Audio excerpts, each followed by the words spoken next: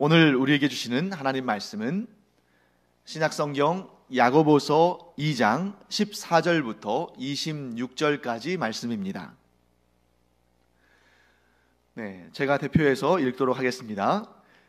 내 형제들아, 만일 사람이 믿음이 있노라 하고 행함이 없으면 무슨 유익이 있으리요? 그 믿음이 능히 자기를 구원하겠느냐? 만일 형제나 자매가 헐벗고 일용할 양식이 없는데 너희 중에 누구든지 그에게 이르되 평안히 가라, 덥게 하라, 배부르게 하라 하며 그 몸에 쓸 것을 주지 아니하면 무슨 유익이 있으리요? 이와 같이 행함이 없는 믿음은 그 자체가 죽은 것이라. 어떤 사람은 말하기를 너는 믿음이 있고 나는 행함이 있으니 행함이 없는 내 믿음을 내게 보이라. 나는 행함으로 내 믿음을 내게 보이리라 하리라. 내가 하나님은 한 분이신 줄을 믿느냐? 잘하는도다. 귀신들도 믿고 떠느니라. 아, 허탄한 사람아, 행함이 없는 믿음이 헛것인 줄을 알고자 하느냐? 우리 조상 아브라함이 그 아들 이삭을 제단에 바칠 때에 행함으로 의롭다 하심을 받은 것이 아니냐? 내가 보거니와 믿음이 그의 행함과 함께 일하고 행함으로 믿음이 온전하게 되었느니라. 이에 성경에 이른 바 아브라함이 하나님을 믿으니 이것을 의로 여기셨다는 말씀이 이루어졌고 그는 하나님의 벗이라 칭함을 받았나니 이로 보건대 사람이 행함으로 의롭다 하심을 받고 믿음으로만은 아니니라. 또 이와 같이 기생 라합이 사자들을 접대하여 다른 길로 나가게 할 때에 행함으로 의롭다 하심을 받은 것이 아니냐? 영혼 없는 몸이 죽은 것 같이 행함이 없는 믿음은 죽은 것이니라. 아멘. 이렇게 제가 이 말씀을 붙들고 여러분과 함께 하나님 말씀을 나누고자 하는데요. 제가 이렇게 설교를 하다 보면 중간중간에 꼭 다뤄야 되는데 빠뜨리고 나갈 부분이 있을 수 있기 때문에 여러분들이 좀 혼동하실 만하거나 좀 어렵게 느끼실 만하거나 또는 이렇게 오해할 만한 부분들이 있으면 제가 이렇게 먼저 말씀을 미리 드리고 그 다음에 설교를 하는 것이 저에게는 좀 편할 것 같습니다. 그래서 19절 말씀 한번 볼까요? 19절에 이런 말씀이 나오죠. 내가 하나님은 한 분이신 줄을 믿느냐? 잘하는도다. 귀신들도 믿고 떠느니라. 이런 말씀 나오죠. 느닷없이 믿음과 행함에 관한 이야기를 쭉 전개하다가 난데없이 귀신 얘기가 나오잖아요. 그래서 이 말씀이 무슨 뜻인가 하고 궁금하실 수 있을 텐데 먼저 제가 잠깐 설명을 드리겠습니다. 지금 이 사도 야고보가 무엇을 대조하고 있냐면 믿음과 행함을 대조하고 있죠. 그런데 정확히 말하면 믿음과 행함을 같은 저울 위에 놓고 있는 것이 아닙니다. 이 본문은 믿음이 우월하냐, 행함이 우월하냐, 믿음이 중요하냐, 행함이 중요하냐, 그것을 따지는 것이 아니에요. 사실은 겉으로 보면 믿음과 행함의 논쟁인 것처럼 보이지만 정확한 것은 이 야고보 사도가 다루는 것은 행함이 없는 믿음과 행함이 있는 믿음을 다루는 겁니다.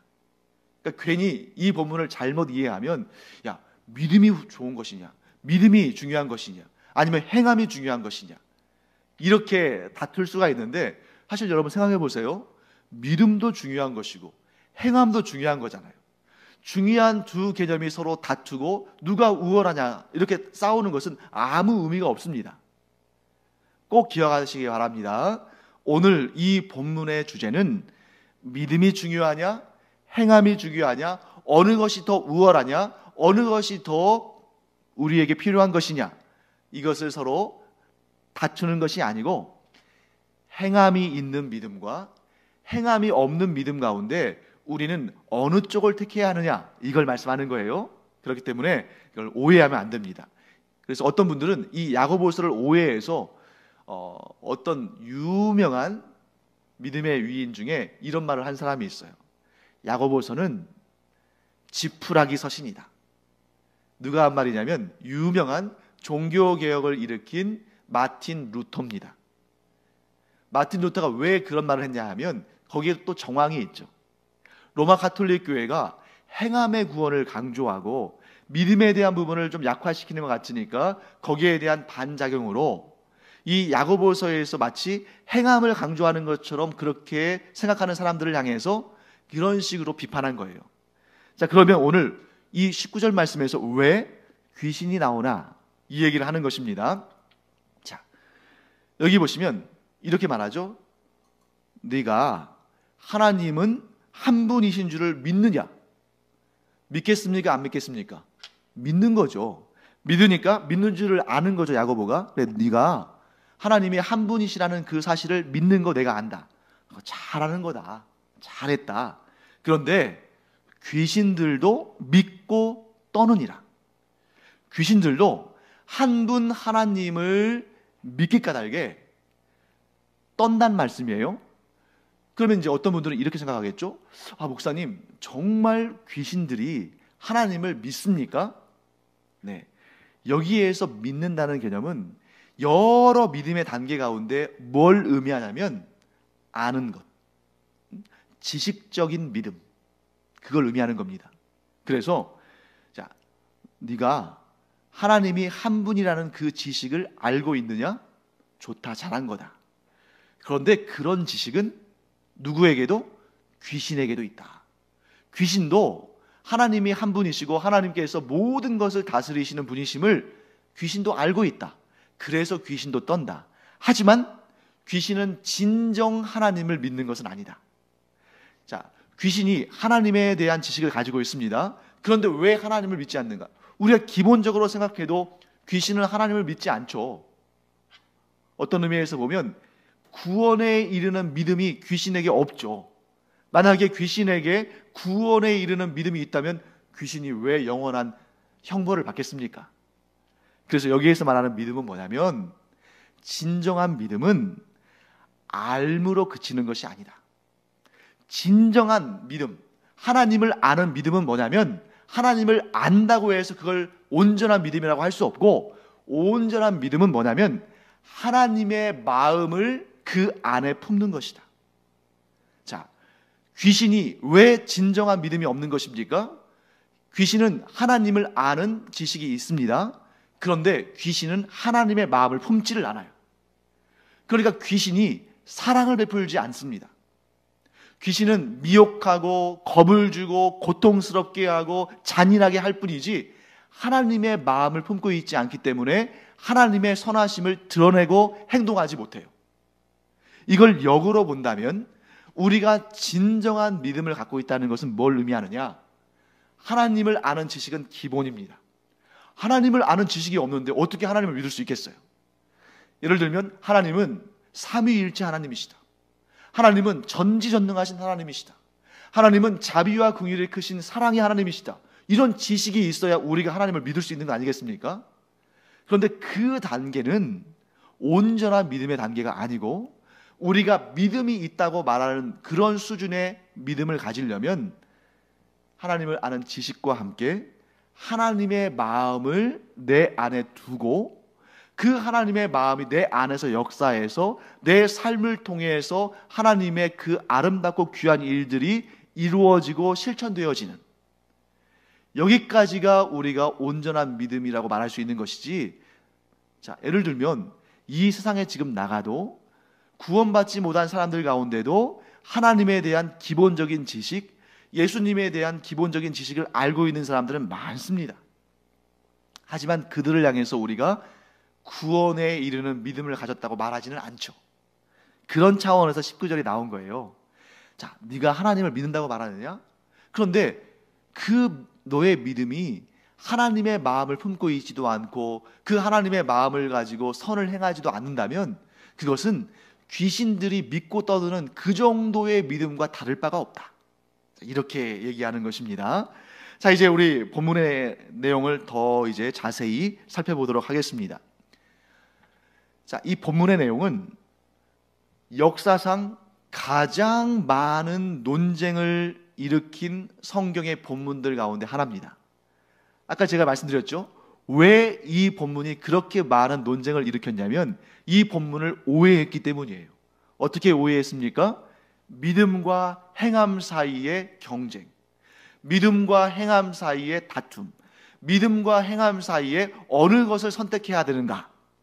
이러한 구도로 이 본문을 보게 됐기 때문에 보면은 논쟁이 일어날 수밖에 없죠. 어떻게 논쟁이 일어나겠습니까? 사람들이 반으로 나뉘겠죠.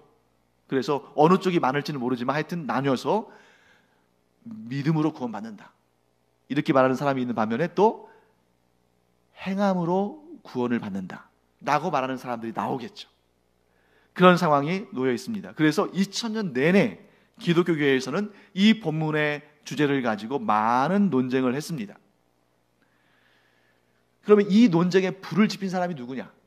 네, 그 역사는 2000년 전으로 거슬러 올라갑니다. 그래서 이 믿음과 행함의 논쟁은 그 역사가 무려 2000년이 됐어요. 그 논쟁에 불을 지핀 사람은 누구냐면 사도 바울입니다.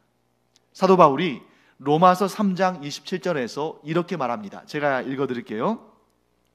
그런즉 자랑할 때가 어디냐? 있을 수가 없느니라. 무슨 법으로냐? 행위로냐? 아니라 오직 믿음의 법으로니라. 자, 분명히 사도 바울이 뭐라고 했습니까? 무슨 법으로나. 자, 여기서 사도 바울이 법을 말할 때 그 머릿속에 염두에 두고 있는 법은 무슨 법이겠어요? 율법이겠죠. 구약의 율법으로 구원받는 것 아니다. 또한 행위, 선한 행위를 통해서 구원받는 것도 아니다. 오직 무엇으로? 믿음의 법으로니라. 즉 오직 믿음으로만 구원을 받는다. 이 말씀은 옳은 말씀입니까? 틀린 말씀입니까? 옳은 말씀이죠. 우리는 그 믿음 위에 서 있습니다. 그런데 왜 논쟁이 됐냐면 행위라는 말을 사도 바울이 아니라고 단정했기 때문이에요. 자, 사도 바울은 어떤 법으로도, 심지어 구약의 율법으로도 구원받을 수 없다.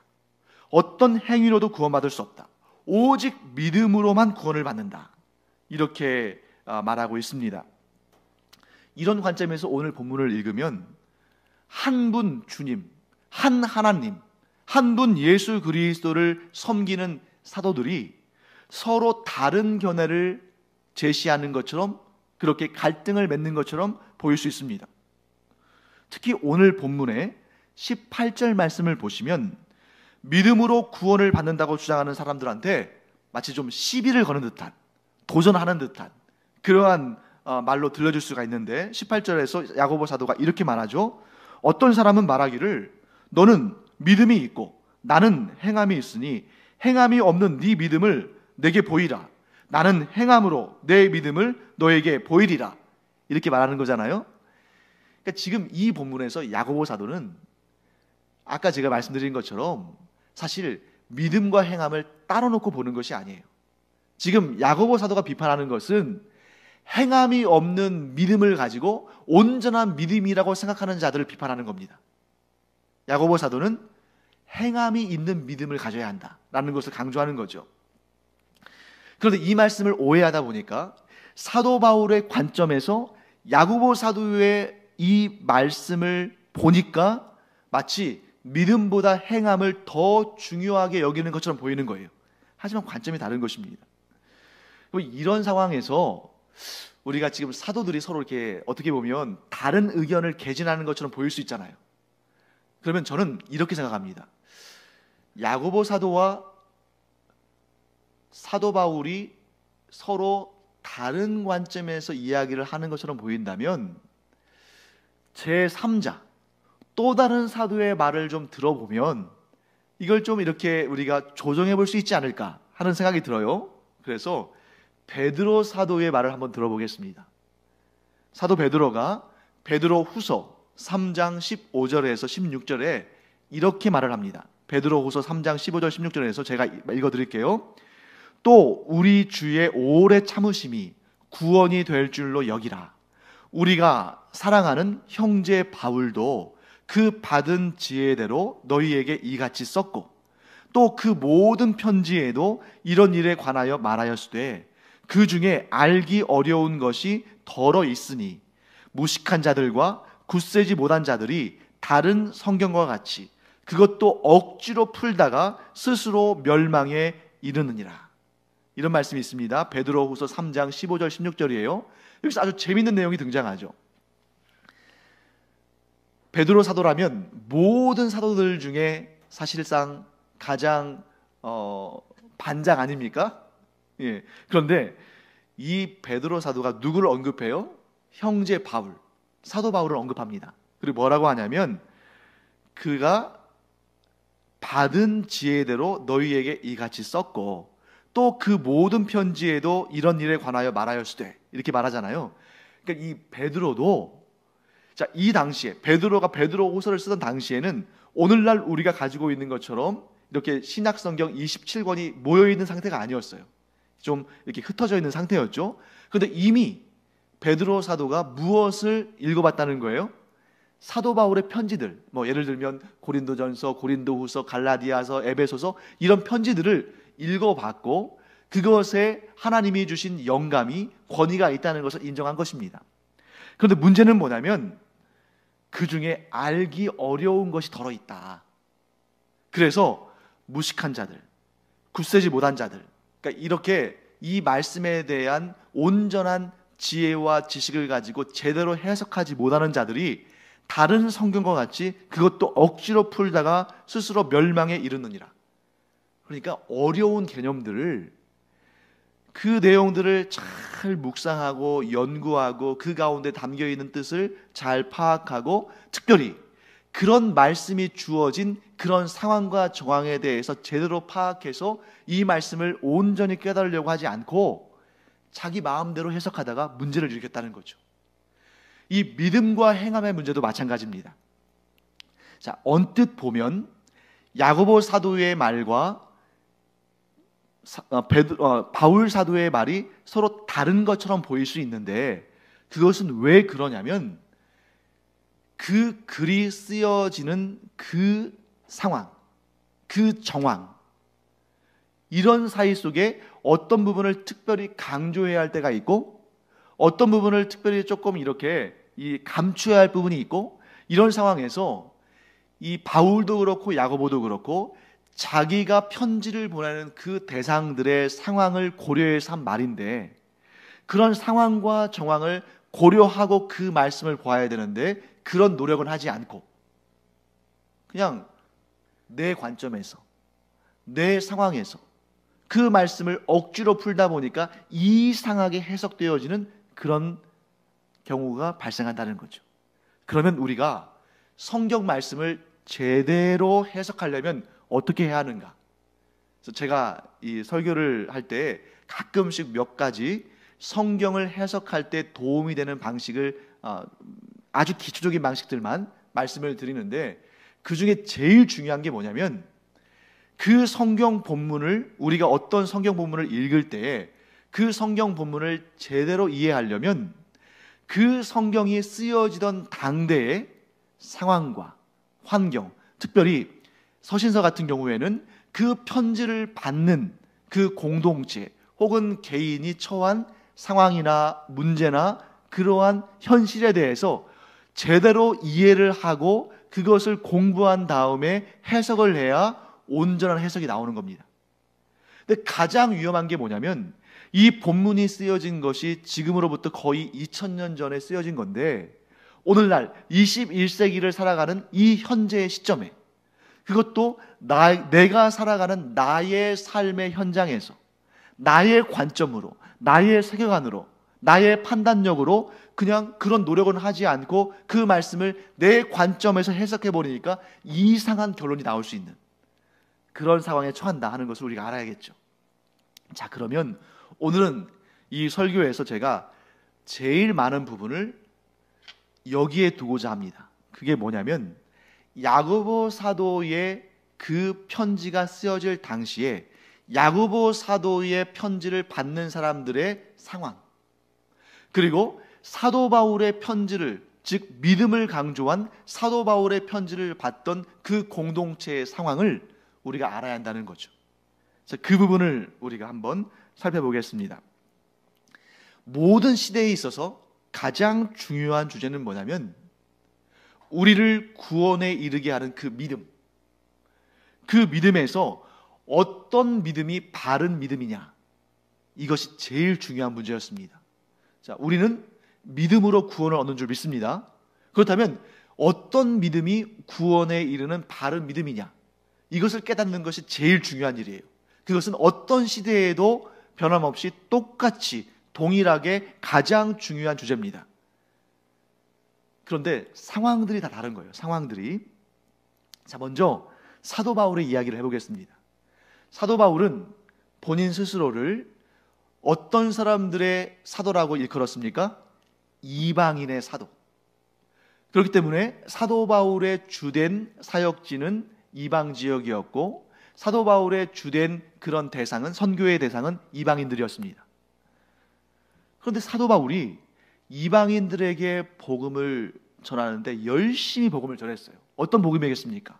오직 예수 그리스도를 믿는 믿음으로 구원받는다. 이 복음을 전했어요. 그래서 이 다신교, 우상을 섬기는 그러한 헛된 믿음으로 가득 찼던 사람들에게 그 우상들을 다 버리고 오직 예수 그리스도를 믿는 믿음으로만 구원받는다는 이 복음을 전했습니다. 그런데 문제가 발생했어요. 성경을 자세히 읽다 보면, 특별히 사도 바울의 서신서를 읽다 보면 공통적으로 등장하는 악한 무리들이 있습니다.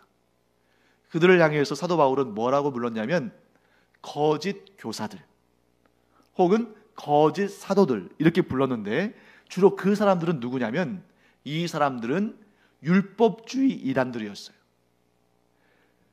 자, 그래서 우리가 신약 성경을 읽다 보면 가장 큰 이단이 두 부류가 등장하는데, 한 부류는 보다 좀 일찍 등장한 이단들, 사도 바울과 관련해서 등장하는 이단들인데, 이 이단들은 율법주의 이단들이 주로 등장합니다. 그리고 그보다 조금 더 후대에 사도 요한은 훨씬 더 오래 살았으니까 사도 요한이 사역하던 그 후반부에 어떤 이단들이 많이 등장하냐면 영지주의 이단들이 많이 등장합니다. 그래서 사도 바울은 이 율법주의 이단들과의 싸움에서 엄청난 에너지를 쏟았어요.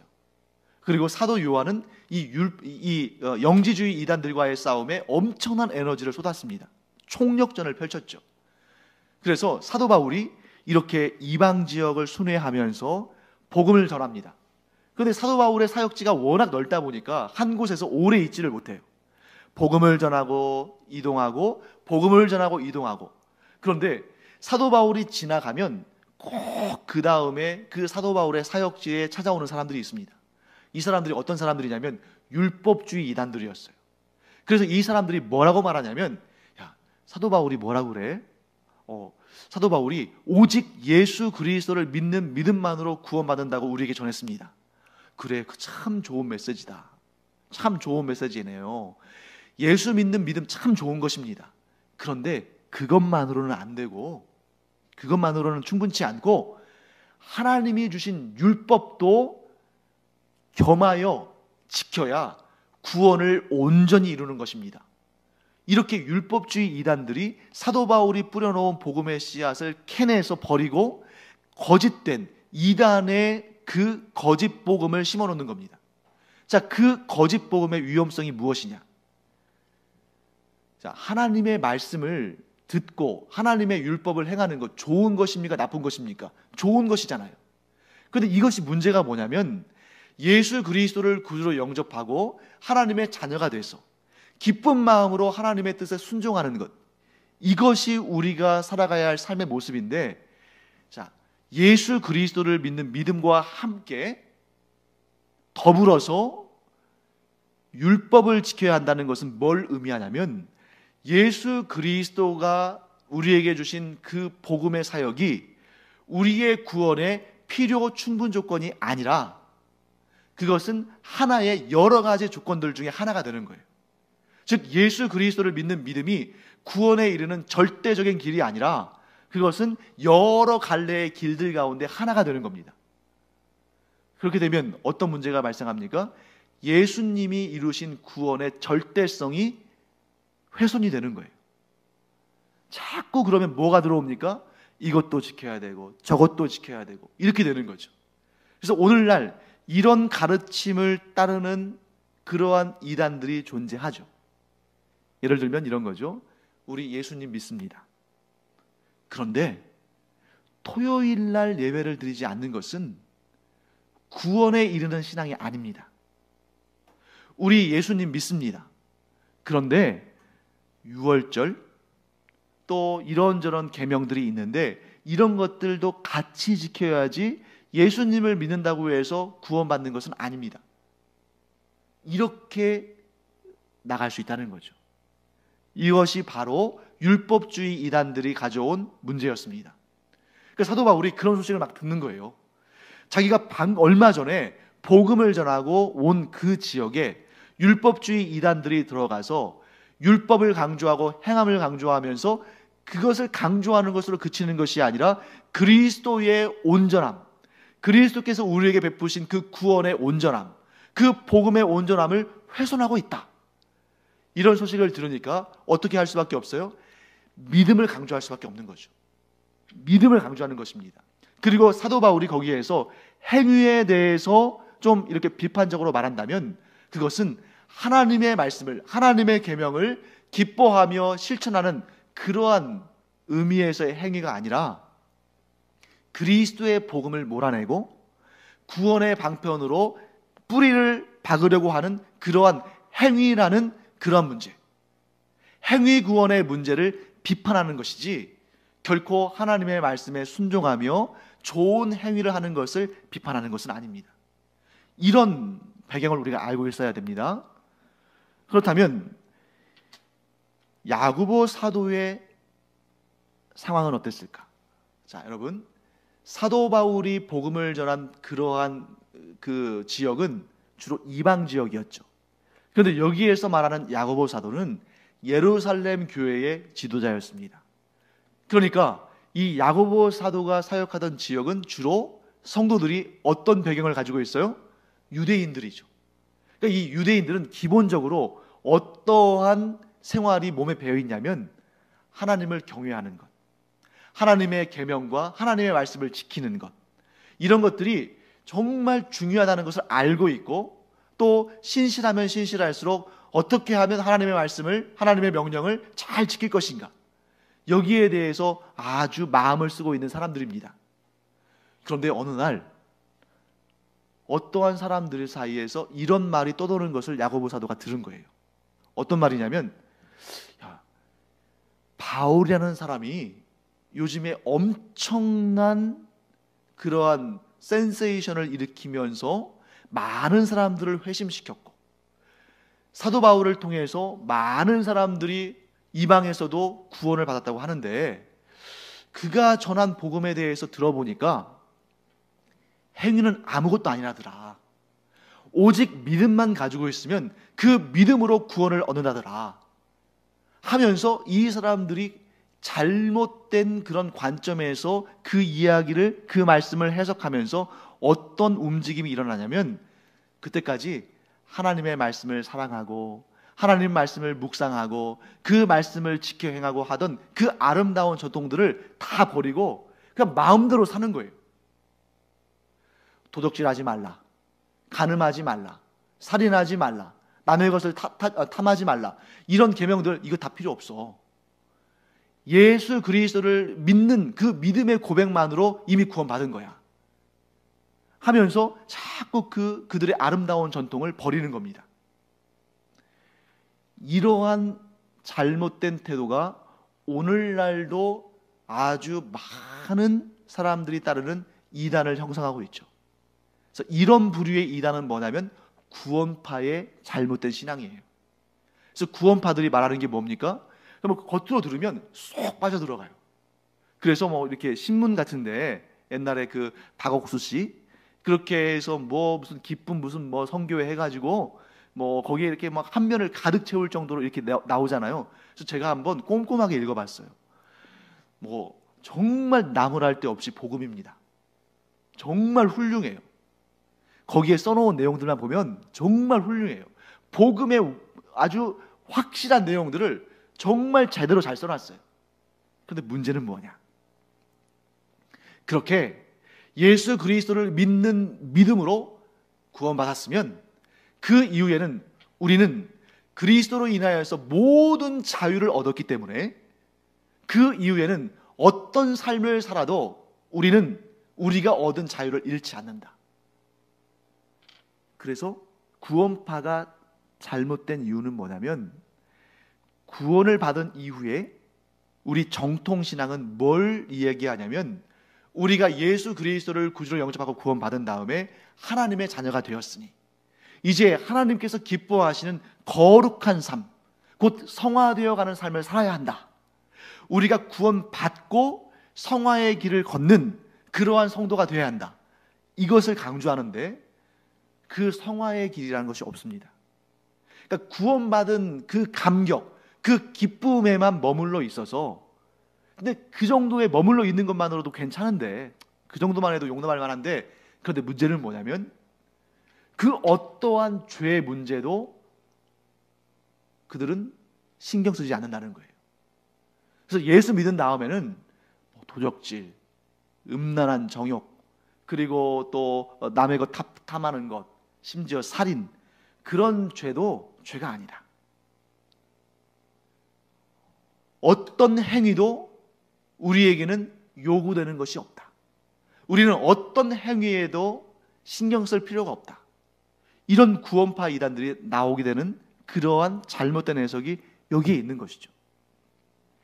사랑하는 성도 여러분, 그러면 우리가 만일 야고보라면, 우리가 만일 야고보 사도라면 그 자신이 목회하고 있는 그 현장에 그런 잘못된 교훈들이 들어왔을 때 어떻게 반응해야 하는가?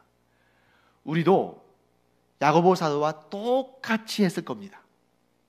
자, 너희가 믿음 하지만, 그런데 행함이 없는 믿음, 그런 믿음이 과연 의미가 있느냐? 저기 지금 너희들이 이방 세계에서, 이방 나라들에서 사도 바울이 복음을 전하는 그 내용을 듣고 와서 이렇게 말하는 것 같은데, 물론 믿음의 내용이 하나도 없다가 이제 막 믿음을 갖는 사람에게는 우선 그렇게 전해야 된다. 하지만 너희들과 같이 믿음을 이미 가지고 있고 이제 성숙한 그리스도인의 삶을 살아가야 할 너희들에게는 그것만 가르칠 것이 아니라, 즉 복음의 원래 메시지 그 자체만, 그 복음의 그 원본만 가르칠 것이 아니라 그 복음이 이어져 나가는 그러한 넓은 흐름, 그게 뭐예요? 이제 우리가 하나님의 자녀가 되었으니, 이제 우리가 예수 그리스도를 구주로 영접해서 하나님의 거룩한 자녀가 되었으니 이제는 하나님의 그 거룩하심을 따라 우리도 거룩한 성도로서의 삶을 살자, 이렇게 나가야 되는데, 즉 행함이 있는 믿음으로 우리가 성장하고 발전해야 하는데, 너희가 언제까지 그런 초보 상태에 있고자 하느냐? 이런 내용은 사도 바울도 사실을 강조를 했습니다. 그래서 사도 바울이 뭐라고 말하냐면, 고린도 교회 성도들을 향해서 내가 너희들에게 가서 복음을 전할 때는 어린아이들을 대하는 것처럼 했다. 너희가 아직 제대로 소화를 하지 못하기 때문에 어린아기가 그 어머니의 젖을 먹듯이 내가 너희들에게 젖만 줬다. 그게 뭐겠어요? 아주 기초적인 복음만 전했다는 거죠. 그런데 너희가 언제까지 그 어린아이에 머물러 있겠느냐? 이제는 너희가 장성한 성인이 되어서 딱딱한 것도 먹을 수 있어야 되지 않겠느냐? 그 딱딱한 것이 뭐겠어요? 하나님의 자녀들로서 하나님께서 거룩하심으로 우리도 거룩한 삶을 살아가는, 성령의 인도하심에 순종하여서 하나님께서 기뻐하시는 그런 삶을 살아가는, 하나님의 성품을 닮아감으로 우리의 삶 가운데에서 아름다운 성령의 열매가 맺어져 가는 그런 삶을 살아야 한다는 것을 사도 바울도 강조를 했습니다. 그러면 여러분, 오늘 야고보 사도가 오늘 이 본문에서 하고 있는 이야기는 뭐예요? 바로 그것이죠. 너희가 믿음에 있어서 초보가 되지 말고 장성한 사람, 즉 젖만 먹는 어린아이가 아니라 딱딱한 음식도 먹을 수 있는 그러한 사람, 그런 사람 되어야지 않겠느냐. 그러려면 어떻게 해야 한다? 행함 없는 믿음이 아니라, 물론 그것도 믿음이 없는 것과는 비교할 수 없을 만큼 좋은 것이지만, 그러나 이제 너희는 행함이 담겨 있는 믿음, 즉 그 믿음으로 말미암아 기쁜 마음으로 행함으로 이어지는 그런 믿음의 사람들이 되어야 한다 하고 강조하는 것입니다. 저는 이렇게 말씀드리고 싶어요. 교회 안에는 사도 바울의 메시지도 선포되어야 되고 야고보 사도의 메시지도 선포되어야 합니다. 만일 교회 안에서 이 아주 기본적인, 기초적인 출발점에서의 그 믿음의 내용이, 그런 구원의 내용이, 그런 복음이 선포되지 않으면, 예를 들어서 예배를 드릴 때마다, 또 우리가 모일 때마다 이미 성숙한 성도들에게 들려지는 메시지만 전하면 아직 믿음이 없는 사람이 교회에 와서 어떻게 복음의 메시지를 듣고 구원의 길에 이를 수 있겠어요? 그러니까 교회에서는 그런 아주 기초적이고 기본적인 복음의 내용도 선포가 되어야 합니다. 그런데 만일 매 주일마다, 아니 모일 때마다 항상 그 기본적인 메시지만 선포된다고 생각해 보세요. 그럼 발전이 없겠죠. 성장이 없겠죠. 그래서 이 두 가지가 함께 가야 되고, 또 그래서 교회 안에서는 이제 정말 믿음 생활 안 하다가 이제 막 믿음 생활을 한 사람들을 위한 복음반, 복음이 선포되는 반도 있어야 되고, 또 이제 정말 나는 정말 거룩한 성도의 삶을 제대로 한번 살아보고 싶다 하는 분들을 위한 고급 과정의 성경 공부나 제자반도 있어야 되는 겁니다. 이 모든 것들이 어우러져야 되는 거죠. 그런데 여기서 주의할 것 한 가지만 우리가 생각하고 마치겠습니다. 그것은 뭐냐면, 내가 이제 성장한 그리스도인, 내가 어느 정도 성숙한 그리스도인이 됐다고 해서 이제 갓 믿음에 입문한 그런 성도들을 얕보거나 업신여겨서는 안 된다. 그런 마음을 갖는다면 그 사람은 이미 그런 태도를 통해서 성숙하지 않은 성도라는 것을 스스로 드러내는 것이고, 그런 사람은 복음을 처음부터 다시 듣고 다시 출발점에서 다시 시작해야 한다. 우리가 이렇게 말할 수 있습니다. 사랑하는 성도 여러분, 우리 현장에 계신 분들이나 또 우리 온라인으로 예배 드리시는 분들, 이 수요 예배를 참여하실 정도면 저는 그렇게 생각합니다. 이미 신앙생활도 상당히 오래 하셨고 하나님 말씀을 사모하고 내 삶이 더 성숙한 그리스도인의 삶으로 더 성장하기를 원하시는 그런 분들이라고 저는 믿어요. 그렇다면 우리가 무엇을 오늘은 알아야 됩니까? 믿음만으로, 행함이 없는 믿음만으로 살아가는 그 단계를 이미 지나서 우리는 하나님께서 기뻐하시는 삶의 행위들로 아름답게 꽃피운 그러한 믿음의 삶을 살아야 한다. 이런 말씀을 우리 나누고 싶습니다. 여러분과 제가 주님의 은혜 가운데에서 우리의 믿음이 행함으로 드러나는 그런 성숙한 그리스도인들 다 되시기를 주님의 이름으로 축복합니다.